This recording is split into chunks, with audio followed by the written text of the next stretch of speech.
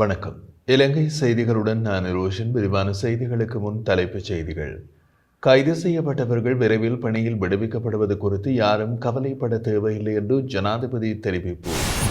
3 நாள் உத்தியோகபூர்வ விஜயத்தை மேற்கொண்டு ஜனாதிபதி அனுருகுமார திசாநாயக்க எதிர்வரும் பிப்ரவரி மாதம் 10ஆம் தேதி ஐக்கிய அரபு எமிரேட்ஸுக்கு விஜயம்.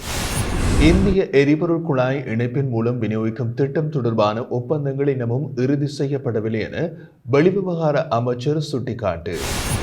ரோஹிங்கியா முஸ்லிம் மக்களை இலங்கை பாதுகாப்புடன் நடத்தும் என்று நம்புவதாக ஐக்கிய நாடுகள் சபையின் பதிவிட ஒருங்கிணைப்பாளர் தெரிவிப்பு. தொடர்வது விரிவான செய்திகள். கைது செய்யப்பட்டவர்கள் விரைவில் பணியில் விடுவிக்கப்படுவது குறித்து யாரும் கவலைப்பட தேவையில்லை என்று ஜனாதிபதி அனுருகுமார திசாநாயக்க கூறியுள்ளார். ஹோமாகமையில் நடைபெற்ற கூட்டத்தில் பேசிய போதே இதனை தெரிவித்த அவர், சந்தேக நபர்களை விளக்கமறியலில் வைப்பது அரசாங்கத்தின் நோக்கமல்ல, மாறாக அவர்களை குற்றப்பத்திரிகை தாக்கல் செய்து உயர் நீதிமன்றத்தில் வழக்கு தாக்கல் செய்வதாகும் என்றார். அதன் அடிப்படையில் குற்றம் சாட்டப்பட்ட நபர்கள் மீது உயர் நீதிமன்றத்தில் வழக்கு தாக்கல் செய்யுமாறு அரசாங்கம் சம்பந்தப்பட்ட அதிகாரிகளுக்கு அறிவுறுத்தியுள்ளது என்றார். கைது செய்யப்பட்டவர்களுக்கு விரைவில் பிணை கிடைக்கும் என்று சிலர் கூறுகின்றார்கள். அதுதான் சட்டம் என்பதுடன் புலனாய்வாளர்கள் விசாரணை சட்டத்தில் சந்தேக நபர்களை நீதிமன்றத்தில் ஆஜர்படுத்தி விசாரணைகளை தொடரலாம். வழக்கு தாக்கல் செய்வதன் மூலம் சந்தேக நபரை தண்டிக்க முடியும். சந்தேக நபர்களை விளக்கமறியல் வைப்பது எங்கள் நோக்கமல்ல, மாறாக உயர்நீதிமன்றத்தில் அவர்களுக்கு எதிராக வழக்கு தாக்கல் செய்வதாகும். எந்த நிலையில் சந்தேக நபர்கள் விசாரணைகளுக்கு இடையூறு விளைவிக்காவிட்டால் மற்றும் பொதுச்சொத்து சட்டத்தின் கீழ் வழக்கு இல்லை என்றால் அவர்கள் பணியில் விடுவிக்கப்படுகிறார்கள் என்று அவர் கூறினார். இதேவேளை 29,000 கோப்புகள் விசாரணைகளில் சிக்கியுள்ளதாக போலீஸ் திணைக்களம் அறிவித்துள்ளதாக ஜனாதிபதி அனுருகுமார திசாநாயக்க தெரிவித்தார். இவை அனைத்தையும் ஒரே இடத்தில் இருந்து நிர்வகிப்பது சாத்தியமில்லை என்று போலீசார் தெரிவித்ததாகவும், இது குறித்து போலீஸ் ஆணையகத்திடம் தெரிவித்து போலீசாருக்கு புதிய கட்டமைப்பை உருவாக்கியதாகவும் ஜனாதிபதி கூறியுள்ளார். குற்றப்புலனாய்வுத்துறையின் கீழ் மேலும் பல பிரிவுகள் உருவாக்கப்படும் என்று சுட்டிக்காட்டிய அவர், இதற்காக புதிய துணை போலீஸ் அதிபர்கள் தேவை என்றும் தெரிவித்தார். நிதி குற்றங்கள், கொலைகள், போதைப்பொருள் குற்றங்கள் போன்றவை தனித்தனியாக பிரிக்கப்பட்டுள்ளதாகவும் அந்த நிறுவனங்கள் மற்றும் அதிகாரிகள் மீது அரசாங்கம் முழு நம்பிக்கை கொண்டுள்ளது என்றும் ஜனாதிபதி கூறினார். 3 நாள் உத்தியோகபூர்வ விஜயத்தை மேற்கொண்டு ஜனாதிபதி அனுருகுமார திசாநாயக்க எதிர்வரும் பிப்ரவரி மாதம் 10ஆம் தேதி ஐக்கிய அரபு எமிரேட்ஸுக்கு செல்ல உள்ளதாக குறிப்பிடப்படுகின்றது. இந்த விஜயத்தில் வெளிவிவகார அமைச்சர் விஜித ஹேரத் மற்றும் பலசக்தி அமைச்சர் குமார ஜெயக்கொடி உள்ளிட்ட அதிகாரிகள் பங்கேற்க உள்ளதோடு குறைந்த விலையில் எரிபொருள் இறக்குமதி செய்தல் உள்ளிட்ட இருதரப்பு பொருளாதார ஒத்துழைப்புகள் குறித்தும் இந்த விஜயத்தின் போது கவனம் செலுத்தப்பட உள்ளது. ஐக்கிய அரபு எமிரேட்ஸ் தலைவர் மற்றும் பிரதமர் உள்ளிட்ட அந்த நாட்டின் பலசக்தி மற்றும் பொருளாதாரத்துறை அமைச்சர்களை சந்தித்து இலங்கை தரப்பு கலந்துரையாட உள்ளது. தெற்காசிய பிராந்தியத்தில் இலங்கையினை ஒரு எரிசக்தி மையமாக நிறுவுவது குறித்த ஆரம்ப பணிகளை அரசாங்கம் முன்னெடுத்துள்ளது. இது தொடர்பான கலந்துரையாடல்களை ஐக்கிய அரபு எமிரேட்ஸ், சவுதி அரேபியா, குவைத் மற்றும் கத்தார் ஆகிய நாடுகளின் தூதர்களோடு அரசாங்கம் ஏற்கனவே முன்னெடுத்திருந்தது. இந்த திட்டத்திற்கு மேலும் வலுச்சேர்க்கும் வகையில் ஹம்பாந்தோட்டையில் உத்தேசிக்கப்பட்டுள்ள சீனாவின் எரிபொருள் சுத்திகரிப்பு நிலையத்திற்கான திட்டத்தையும் துரிதப்படுத்த நடவடிக்கைகள் எடுக்கப்பட்டுள்ளது. இலங்கையின் புவியியல் இருப்பிடம் மற்றும் திருகோணமலை துறைமுகத்தின் நன்மைகளை கருத்தில் கொண்டு பெட்ரோலிய பொருட்களை சுத்திகரித்து ஏற்றுமதி செய்வதற்கான பிராந்திய மையமாக இலங்கையை மாற்ற முடியும் என்பது இலங்கையின் நீண்டகால திட்டமாக உள்ளது. இதன் அடிப்படையிலேயே சீனா மற்றும் இந்தியா ஆகிய நாடுகளோடு பேச்சுவார்த்தைகள் முன்னெடுக்கப்பட்டன. மறுபுறம் ஐக்கிய அரபு எமிரேட்ஸ், சவுதி அரேபியா, குவைத் மற்றும் கத்தார் ஆகிய நாடுகளின் தூதர்களோடும் தற்போதைய அரசாங்கம் அண்மையில் பேச்சுவார்த்தைகளை முன்னெடுத்திருந்தது. வெளிவிவகார அமைச்சர் விஜித ஹேரத் தலைமையில் இடம்பெற்ற இந்த பேச்சுவார்த்தைகளின் போது 3 நாடுகளிடமிருந்து ஆரோக்கியமான பதில்கள் கிடைக்கப்பெற்றுள்ளதாகவும் விரைவில் தொழில்நுட்ப விடயங்கள் தொடர்பாக கலந்துரையாடல்கள் ஆரம்பிக்கப்பட உள்ளதோடு விரிவான விவாதங்களுக்காக இந்த நாடுகளில் தொழில்துறை பிரதிநிதிகள் விரைவில் இலங்கைக்கு வரவுள்ளதாகவும் தெரிவித்திருந்தமை குறிப்பிடத்தக்கது. இந்திய எரிபொருள் குழாய் இணைப்பின் மூலம் விநியோகிக்கும் திட்டம் தொடர்பான ஒப்பந்தங்கள் இன்னமும் இறுதிப்படியில் இல்லை என்று வெளிவிவகார அமைச்சர் விஜித ஹேரத் தெரிவித்தார்.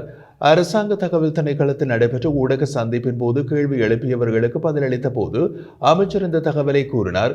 திருகோணமலையை மையமாக கொண்டு இந்தியா குழாய் இணைப்புக்காக இலங்கையுடன் பேச்சுவார்த்தைகளை மேற்கொண்டு வருவதாகவும் அவர் கூறினார். சீனாவின் எண்ணெய் சுத்திகரிப்பு நிலைய திட்டம் ஹம்பாந்தோட்டையில் செயல்படுத்தப்படும் நிலையில் இந்தியா மற்றும் சீன திட்டங்களிடையே நெருக்கடியான சூழல் உருவாகலாம் என்றும் அவர் சுட்டிக்காட்டியிருந்தார். சீனாவின் எண்ணெய் சுத்திகரிப்பு நிலையத்திற்காக 3.7 பில்லியன் அமெரிக்க டாலர் முதலீட்டுடன் 500 ஏக்கர் நிலம் ஏற்கனவே ஒதுக்கப்பட்டுள்ளது. அத்துடன் மேலும் 200 ஏக்கர் நிலம் வழங்குவதற்கான கோரிக்கையும் முன்வைக்கப்பட்டுள்ளது. ஆனால் இதுவரை அரசாங்கம் அந்த கோரிக்கையை முடிவு செய்யவில்லை. இதுபோலவே திட்டம் தொடர்பான நிபந்தனைகள், எரிபொருள், உள்நாட்டு மற்றும் சர்வதேச விநியோக அளவுகள் மற்றும் ஏற்றுமதி செய்யப்படும் நாடுகள் பற்றிய விவரங்களும் விரைவில் வெளியிடப்படும் என்றும் அவர் தெரிவித்திருந்தார். மலாக்கா நீரிணைக்கு அருகே அமைந்துள்ள ஹம்பாந்தோட்டை துறைமுகம் ஆண்டுக்கு 36,000 கப்பல்களை கையாளும் திறன் கொண்டதோடு இந்த துறைமுகத்தை பயன்படுத்துவதால் ஐரோப்பாவுக்கு செல்லும் கப்பல்களுக்கு பயண நேரம் 3 நாட்கள் வரை குறையும். மேலும் எரிபொருள் தேவையும் கணிசமாக குறையும் வாய்ப்பு உள்ளது. ஹம்பாந்தோட்டையில் சிறப்பு பொருளாதார மண்டலத்தை உருவாக்க 15,000 ஏக்கர் நிலம் சீனாவுக்கு வழங்கப்பட்டுள்ளது. அதே இடத்தில் அதிநவீன எண்ணெய் சுத்திகரிப்பு நிலையம் அமைக்க திட்டமிடப்பட்டுள்ளது. 2019ஆம் ஆண்டில் இந்தியா மற்றும் ஓமான் குழுவுடன் கைச்சாத்திடப்பட்ட எண்ணெய் சுத்திகரிப்பு ஒப்பந்தம் 2023ஆம் ஆண்டு ரத்து செய்யப்பட்டதை தொடர்ந்து இலங்கை இந்த திட்டத்திற்காக சீனாவை தேர்ந்தெடுத்தமை குறிப்பிடத்தக்கது. அகதிகளாக வந்துள்ள ரோஹிங்கியா முஸ்லிம் மக்களை இலங்கை பாதுகாப்போடு நடத்தும் என்று நம்புவதாக ஐக்கிய நாடுகள் சபையின் பதிவிட ஒருங்கிணைப்பாளர் மார்க் ஆண்ட்ரி பிரான்ச் தெரிவித்தார். இலங்கைக்கான ஐக்கிய நாடுகள் சபையின் பதிவிட ஒருங்கிணைப்பாளருக்கும் பிரதி வெளிவிவகார அமைச்சர் அருண் ஹேமச்சந்திர ஆகியோருக்கும் இடையில் கலந்துரையாடல் ஒன்று இடம்பெற்றிருந்தது. இதன்போது ரோஹிங்கியா முஸ்லிம் மக்களை இலங்கை பாதுகாக்கும் விதம் குறித்து அவர் பாராட்டுக்களை தெரிவித்ததோடு ஐக்கிய நாடுகள் சபையின் அகதிகள் தொடர்பான முக்கியஸ்தர்கள் குழு எதிர்வரும் பிப்ரவரி மாதம் 19ஆம் தேதி இலங்கை விஜயம் மேற்கொள்ள உள்ளதாகவும் கூறினார். மேலும் தெரிவித்த அவர் அந்த மக்களை மீண்டும் மியான்மருக்கு அனுப்பாமல் பாதுகாப்பான ஒரு நாட்டில் தங்க வைப்பது குறித்து ஐக்கிய நாடுகள் சபை அவதானம் செலுத்திக் கொண்டதாகவும் அதுவரை ரோஹிங்கியா முஸ்லிம் மக்களை இலங்கை பாதுகாப்போடு நடத்தும் என்று நம்புவதாகவும் கூறினார். முன்னதாக முல்லைத்தீவு கடற்பரப்பில் கடந்த டிசம்பர் 19ஆம் தேதி கரையொதுங்கிய சுமார் 35 சிறுவர்கள் மற்றும் கர்ப்பிணி தாய் உட்பட 100க்கும் மேற்பட்ட ரோஹிங்கியா அகதிகளை அந்த பகுதி தமிழ் மீனவர்கள் உணவு, குடிநீர் உள்ளிட்டவற்றை வழங்கி மீட்டு கரைக்கு கொண்டு வந்ததோடு அவர்கள் தற்போது முல்லைத்தீவு விமானப்படை முகாமில் பாதுகாப்பாக தங்க வைக்கப்பட்டுள்ளமை குறிப்பிடத்தக்கது.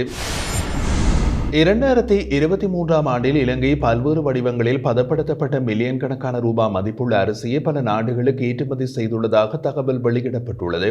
அரிசி ஏற்றுமதி செய்யப்பட்ட நாடுகளாக ஐரோப்பா, வட துருவ பகுதி, வட அமெரிக்கா, தெற்காசியா, தென்கிழக்கு ஆசியா மற்றும் தெற்கு அரைக்கோள நாடுகள் உள்ளடங்குகின்றன.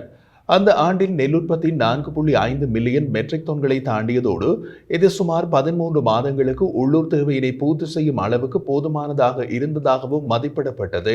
2023ஆம் ஆண்டில் மக்கள் தொகை கணக்கெடுப்பு மற்றும் புள்ளி விவர திணைக்களம், விவசாய திணைக்களம் மற்றும் இலங்கை மத்திய வங்கியால் மேற்கோள் காட்டப்பட்ட ஹெக்டேர் கொப்பைக்கடுவ விவசாய ஆராய்ச்சி பயிற்சி நிறுவனத்தின் தரவுகளின் அடிப்படையில் வெளியிடப்பட்டது. அதில் பெரும்போக மற்றும் சிறுபோக பயிர்கள் சேர்த்து நெல் உற்பத்தி 4.5 மில்லியன் மெட்ரிக் டன்களாக இருந்தது. எனினும் 2024-2025 உற்பத்தி வெள்ள சேதம், பயிர் பூச்சிகள் மற்றும் நோய்கள் காரணமாக 5 ஆண்டு சராசரியை விட 6% குறைவாக இருக்கும் என்றும் மதிப்பிடப்பட்டுள்ளது. இதனால் உற்பத்தி 2.2 மில்லியன் மெட்ரிக் டன்களாக குறையக்கூடும் என்றும் எதிர்பார்க்கப்படுகின்றது. இதேவேளை வர்த்தகம், உணவு பாதுகாப்பு மற்றும் கூட்டுறவு மேம்பாட்டு அமைச்சர் வசந்த சமரசிங்க இந்த வாரம் நாடாளுமன்றத்தில் 2023 மற்றும் 2024 நெல் உற்பத்தி தொடர்பான புள்ளி விவரங்களை வெளியிட்டு நிலைமையினை விளக்கியிருந்தமையும் குறிப்பிடத்தக்கது.